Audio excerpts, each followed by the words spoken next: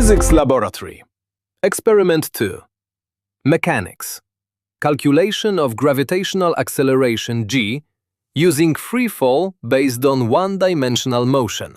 Freefall 1. Experiment idea. A freely falling object moves with constant acceleration. This acceleration is the gravitational acceleration g. Air resistance is neglected. By measuring distance and time, we can calculate g. Diagram labels. Upper photogate, lower photogate. Delta y, g2. Objectives. Study one-dimensional motion. Understand the relationship between displacement and time. Measure the fall time of a ball between two photogates. Plot delta y versus t squared. Calculate gravitational acceleration from the slope. 3. Equipment used. Meter stick, stand. Balls of different materials and masses. 2 photogates. Smart timer. 4. Physical theory. Delta y equals 2, 1 g t2. Where? Delta y equals distance between the photogates. T equals measured time between the photogates. G equals gravitational acceleration. How to extract g from the graph? Plot. Delta y versus t squared. Delta y equals slope times t squared. Therefore, slope equals g over 2. g equals 2 times slope. 5. Apparatus setup. Labels shown in the apparatus. Release ball. Upper photogate. Lower photogate. Delta y, g. Smart timer, 6. Experimental procedure. Fix the 2 photogates on the stand. Set the first separation to 50 centimeters. Connect the photogates to the smart timer. Select Time Measurement.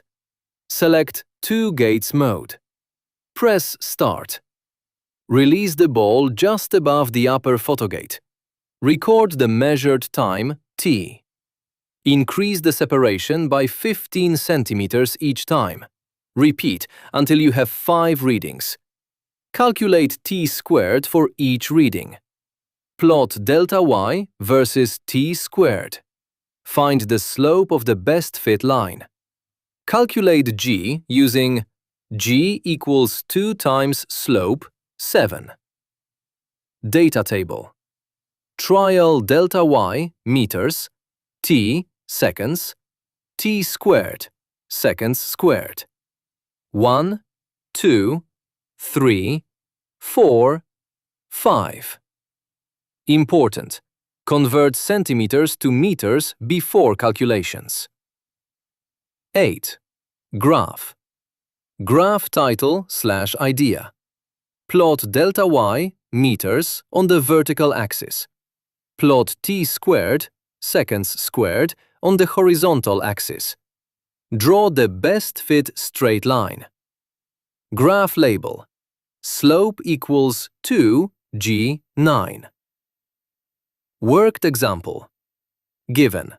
Delta y equals 0.50 meters.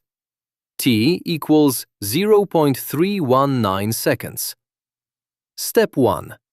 T2 equals, open parenthesis, 0.319, close parenthesis, squared, equals 0.1018 seconds squared. Step 2. From the graph, assume slope equals 4.90. Step 3. G equals 2 times slope.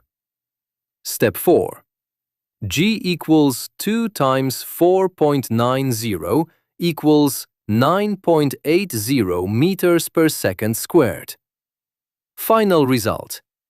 G equals 9.80 meters per second squared. 10. Relative error.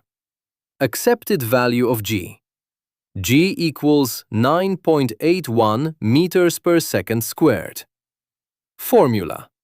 Relative error equals accepted g bar, experimental g minus accepted g bar times 100%. Example.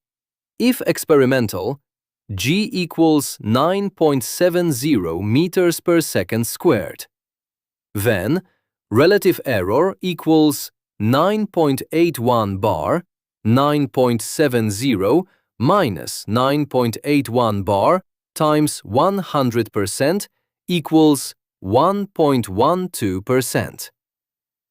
11. Sources of error.